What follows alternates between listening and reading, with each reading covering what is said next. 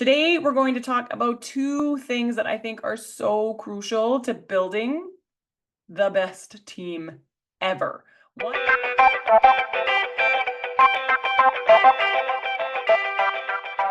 is providing constructive feedback, actually providing any kind of feedback in a very effective manner. And the other is delegating tasks effectively. Doesn't that sound exciting? It's very businessy today. Now, both of these skills are essential for fostering a positive and productive work environment, which is what all of us want. I'm going to share a few little personal stories for you to let you know how I used to do things and how I learned how to do it this way now. I used to literally almost only talk to my team, other than like at lunchtime, if something was being done in the way I didn't like. So I had this idea in my head that if I praised them too much or too often or about little things, that people would lose their motivation. They wouldn't work as hard. Maybe they would have no desire to get better because I was praising all the stuff. I was wrong, like completely wrong on so many levels. And what happened was, because I was only pointing out things when they were not good, it meant that the team was always on edge when I was speaking. So if I was going to speak to someone, especially one-on-one, they were always waiting for the criticism or the constructive feedback, because that was really the only thing that was coming out of my mouth, like in the middle of a workday, at the end of a workday. And so I have learned a lot about how to manage people and how to not have so many problems in the office. And once I moved to a model where I now provide feedback at a ratio of 5-to-1, 5 positive feedbacks for every 1 constructive or critical feedback, it's completely changed the game. Not only are people not scared when words are going to come out of my mouth, but the team is like way happier, way more motivated. No one like bursts into tears the second I start talking. I get way less defensiveness, like all the good stuff. So I've learned a lot about psychology and motivation, and so I've changed the way that I do this. And I have to make myself, because praising, like positive feedback, not my best skill. I do it much better than I used to, but I have to remind myself, I have to tell myself to do it. Let's talk about how I failed as a delegator in the past. Then we're going to talk about all the solutions. I used to literally do everything, or try and do everything, because if I knew how to do it, I was going to do it because no one else would ever be able to do it as well as me or care as much as me. At least those were the thoughts that were running up in here literally all the time. And then I started to become exhausted, and it burnt me out trying to be all things, do all things. And I was starting to even build resentment for some of my team members, because like I was doing everything and things that I knew I probably didn't have to be the one doing, except I was so convinced that if I lost control over some of these things, that everything would, slide downhill. And my flip was that sense of burnout. And I was like, I have to figure out another way. I have very competent team members who work for me. I've got to figure out how to pass some of this workload off. And so I still work at this all the time. Again, I'm not phenomenal at this, but I am so much better than I used to be. I am working hard to become a master delegator so that I can get time back. What I want to be able to do these days, and at this age and this point in my career, is leverage my time as much as I can so that I can do all the things that I love and want to do, and I can get done all the things that I need and have to do, right? It's like finding, for me, that is balance, where I don't feel this stress of running out of time to do the good things and the necessary things. And I mean, I love a lot of the necessary things, but they take up a lot of time. And so delegation is one of the best ways to get time back. And so we're going to talk a little bit today about both of those things and how you can start to see this differently and maybe do it differently within your practice, so you can get your time and your happiness back and have a team that is doing things in the way you want them done and happy about it. Wouldn't that be nice? So let's talk about feedback first. That's where we started. Giving constructive feedback. So constructive feedback is, I feel, when we're trying to get a behavior corrected. So positive feedback, or just your regular feedback, which you should be giving 5 times more often than a constructive feedback, is really, you'll use the same formula that I'm going to go through, but those are easy to do, because like catching people doing good things and things well, it doesn't feel icky to approach them, right? But when we have to give constructive feedback, sometimes it feels icky and we hesitate, or we don't want to, or we wait until it's driving us crazy, yada, yada, yada. But it's not just about pointing out what's wrong. It's about guiding them to improvement and growth and better behaviors. And so you have to see it as that first, so your energy going in is correct. And there's a few basic principles you need to follow when giving constructive feedback. One is you have to be specific. Please don't give general comments. It doesn't help. Focus on very specific behaviors or actions. You're also going to focus on behavior, not personality. Address what someone does, not who they are. And you must always offer actionable suggestions. So you must be providing them with clear, actionable steps for improvement if you want them to be doing something different than how they're currently doing it. I like to use the FISH framework for feedback, and I did not develop this. This came from Cole Johnson. He's an orthodontist. I saw him speak at a meeting, and I loved this, and we've been using it ever since. FISH is spelled F-I-S-C-H, okay? And the FISH framework for feedback, I'll give you what the letters stand for, is how we give feedback in our practice and have been now for a good decade. F stands for feedback, so you know what this acronym is for. I is for immediate. S is for specific. C is for consequences. I always put in brackets good or bad. And H is for hold accountable. So we're going to role play this quickly so that you can see what that sounds like. We'll do one positive one and one negative one. Okay, so let's do the positive one first. Let's say your assistant just handled a difficult situation very well, and you would love her to be like that in all situations. Well, in order to get more of the behaviors you like, you have to give positive feedback. It might sound like this. Jane, I just saw how you handled Johnny and his mom. You really took your time and made them feel at ease. I could tell they were very happy with the service they received today, thanks to you. Please continue to do this for our patients. It really makes a difference. So let's recap. I would say that to Jane as close to the incident as humanly possible. So sometimes grab her right after it happens, catch her between the next two patients, whatever it is, as immediate as possible.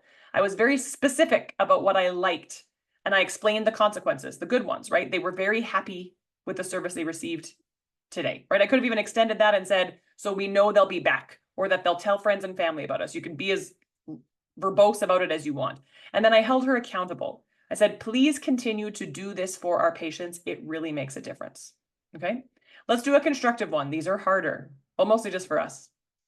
Jane, I just overheard you audibly sigh when Mrs. Jones requested another rinse. This type of reaction to a patient request can make them feel like we are annoyed by them or that we don't care about what they need. They may not want to return to see us again. I would like you to honor patient requests in a positive and helpful way every single time, even if you are a little bit annoyed. Can you do that from now on? Okay, let's recap that one. Once again, I would try to do this as close to the incident. So I heard the audible sigh as close as possible. And I was very specific about what the patient might be feeling because of that action, right? Outlined the consequence. They may never come back to see us again, and held her accountable, which is I told her what I wanted her to do and asked her to do that.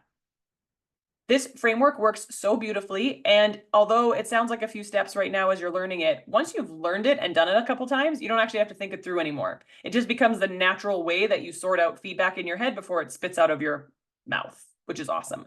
We have also taught our entire team how to give feedback in this manner. And so we just call it fishing each other. We fish each other quite regularly. It doesn't have to rely 100% on the doctor to be the one fishing, especially for positive behaviors.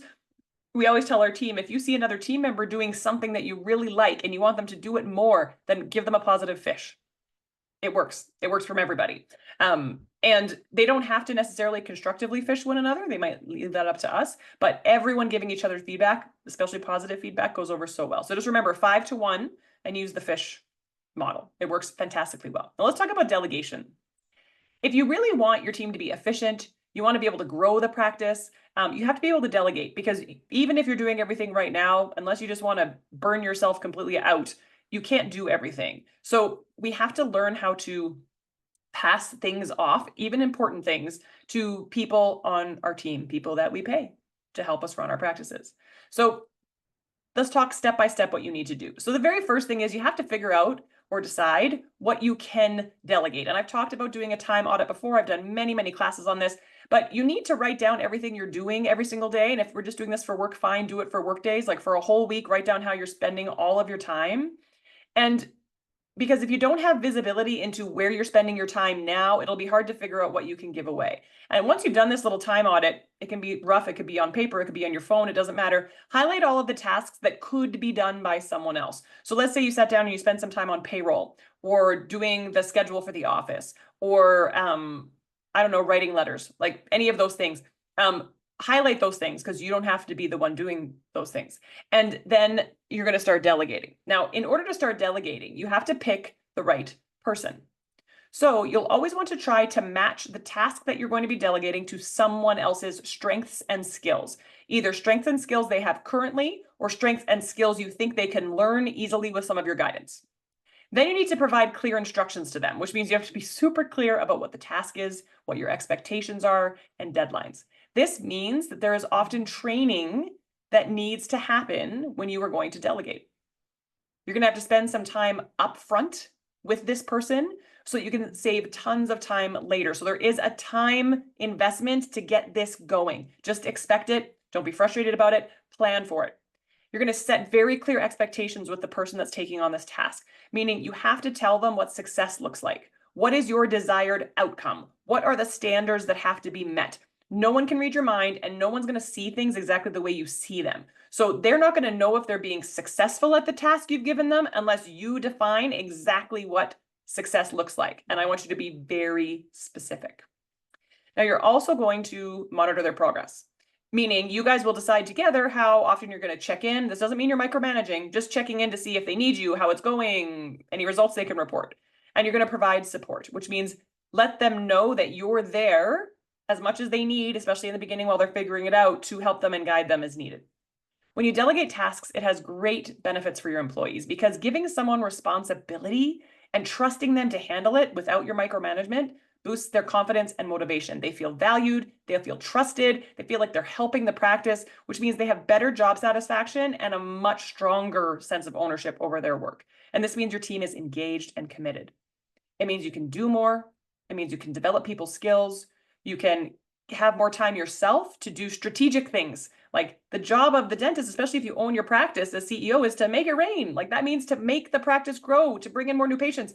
You shouldn't be doing things like payroll or HR. Those are not things you need to be doing. So the reason we often don't delegate is because we have this fear of letting go of control and what will happen. But you can't be scared of that. I promise it works. I'm doing it all the time now. You have to find the right people and train them and tell them what success looks like. And then lastly, we're going to talk about today, you have to hold them accountable. It's important to talk about accountability when we talk about delegation, because the only way to ensure that what you've given someone is getting done is if you hold them accountable. And that means that you've set clear expectations, you're following up with them regularly, and you're recognizing their achievements, which means some positive feedback is coming to them constantly about these things that they're doing. You have to have a strategy. If you just ask someone once or twice to do something and you hope that it gets done the way that you want it done, it's never going to happen. People will get away with whatever they can if there's no follow-up. You have to treat people like they behave, right? Most people will do, not everybody, but most people will do the bare minimum to get by. So your team is unlikely to hold themselves accountable. If you're lucky like me, most of my team holds themselves accountable and they take a lot of pride in what they do, but you will always have some people where that is not the case. So you need a plan to ensure accountability. Means there are checkpoints, reporting, regular meetings, whatever that is. They have to know you care and that you're watching and that it matters. I hope that gave you guys some awesome stuff to think about. Get to work on providing more positive feedback to your team, 5-1, and then figure out how you're going to hold people accountable and delegate a bunch of stuff off of your plate. And I promise life just gets so much easier and better. I'll see you next week for more tidbits to help you with your dream practice and your dream life. I'll see you later. Bye-bye.